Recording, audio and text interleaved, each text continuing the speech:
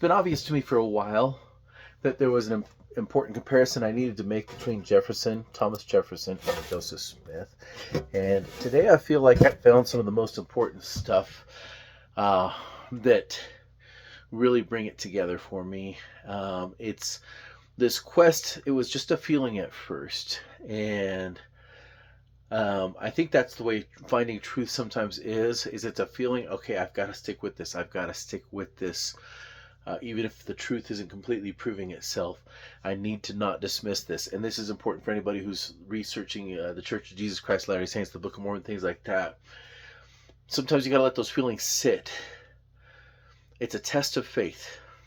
And that's just the way it works. And so anyhow, I'm studying Jefferson. I'm studying concepts of tyranny over the mind and interference in the freedom of religion and all these other concepts where public-private partnerships and the dissemination of information. The Smithsonian really brought this out. Fauci really brought this out.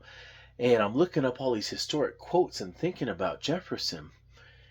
And it just smacks me. Okay, so first off, Jefferson, when he wrote the Declaration of Independence, his quest was not to be creative.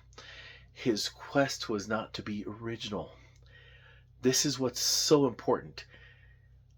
People say that there's a lot of it, you can almost look at it as though he copied it from George Mason, who wrote the Virginia Declaration of Rights, right?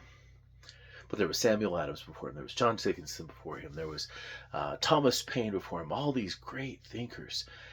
Benjamin Franklin, what have you. John Adams was leading the way. So many people were making a difference. And then they handed the responsibility to Jefferson to get this thing going. And he doesn't say, gee, let me be creative. I'm going to come with the ultimate creative composition like a musician would or something like that. So people sometimes point out, it sounds almost like an imitation of George Mason at times. And but Jefferson says in a letter later on in life, I was just trying to summarize the mind of the general mind and thoughts of Americans, the prevailing sentiment of the day. And I'm not going to, I have all these quotes I copied and pasted. I'm not going to read them for you. I want you guys to go and look this up and learn this about Jefferson for yourself, okay? What he was on the quest for was truth. Even when he sent Lewis and Clark out to explore the Louisiana Purchase, I think I'm saying this right, he didn't want them coming back with a narrative. He just wanted them coming back with the pure data. The government's not supposed to be involved in disseminating narratives or anything like that at all. He just wanted pure truth, undefiled, right? It was interesting. I found a comparison of where George Mason, as I'm researching this, I said, could anybody be seen as more important? George Mason did the Virginia Declaration of Rights. I'm like, yes, but who got it out to the entire earth? Who got the message out? Just like Joseph Smith got the message out to the entire earth. Well, yeah, no, nobody's touched that compared to Jefferson except for maybe Lincoln. And I'm like, but what did Jefferson say about tinkering around with the meaning of the Constitution and stretching it to force the Union to stay together? No, there's a direct quote. Yeah, Jefferson said right here, if it comes down to that, it looks like we need to separate, let us separate in peace and not make a war over it. That is literally what Jefferson said. I'm like, so the Kentucky Resolutions seems to be one of the most honest discussions of the Constitution I've ever seen. People call it the nullification theory and stuff like that. But Jefferson wasn't theorizing. He was just reading. His whole quest was pure truth. Now let's come to Joseph Smith. What's the biggest deal about Joseph Smith by a long shot? He didn't know what he was looking for. He just knew he was looking for the truth. He was going to all these churches, everything like that.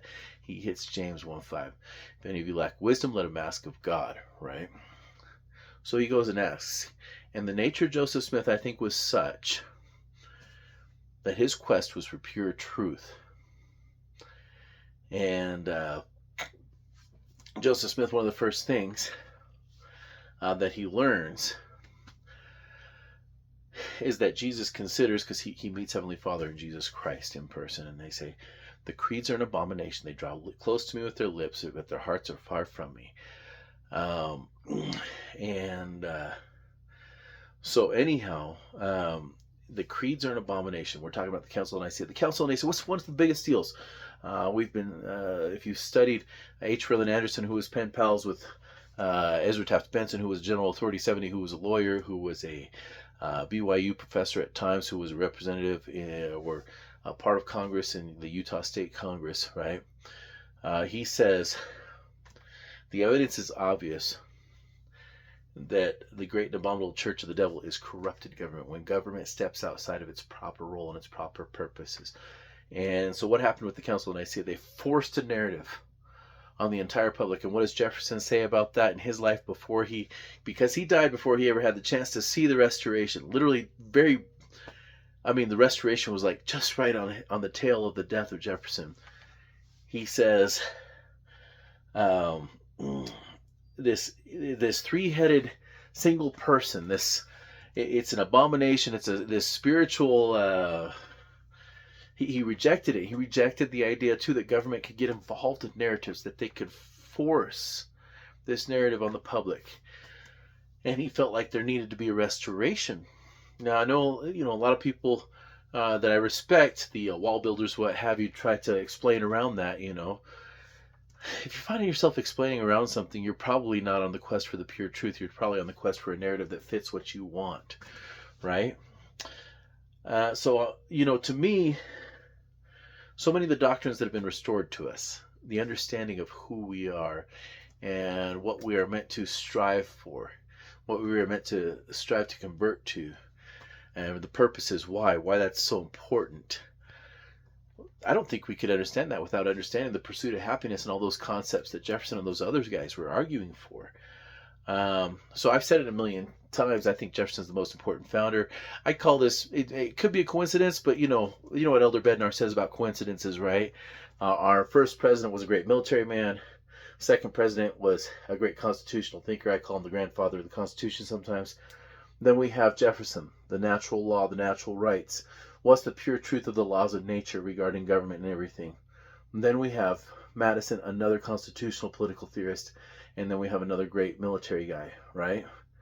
These things help protect this thing. However, if they fail to start protecting this thing, and so I know I'm pointing to Jefferson where Jefferson's spot is, but really what I'm pointing to is natural law, natural rights, and the pure truth of how it's supposed to work. When the military, when the Constitution, when the explanations of the Constitution cease to serve, you're starting to tinker around probably with a gradual conversion the wrong direction. Let's just put it that way, maybe, I guess. Speaking of the concept of converting, and we're judged based on not a collection of good deeds and bad deeds, but what we ultimately are becoming, what we are tending towards. I do reject Lincoln. I think that he, as the greatest distiller of these natural rights among men, I think that other countries had already ended slavery before him. He started the Civil War unconstitutionally. He had a lot of right ideas and good ideas, and I think that he managed to kind of make try to make the best out of something that was already a bad thing in the first place towards the end. But there is no natural right and no constitutional right. The 10th Amendment says what the 10th Amendment says. I would agree 1,000% with the Kentucky resolutions, because that's just the way Jefferson wrote. He had a way of getting to pure truth, and it made Madison uncomfortable, made other people uncomfortable, but whatever. Those guys, they often, Hamilton, whatever, would refer to what's implied between the lines. And to Jefferson, he's like, between the lines, all I see is the space and then the next line. So there's nothing else between the lines. Either it's written down and presented for the consent of the governed and their ratification, or it doesn't exist, I think, is the truest way you can say things. And so, when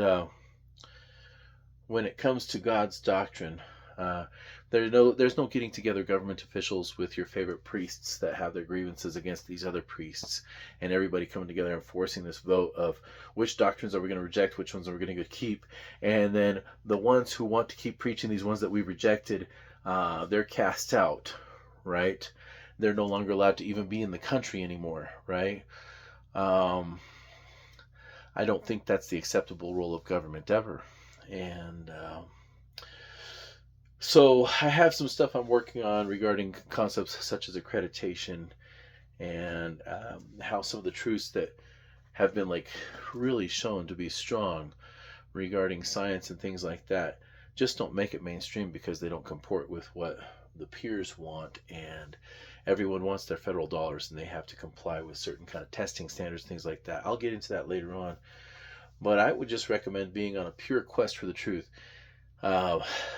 Don't judge the Book of Mormon before reading it if you haven't read it.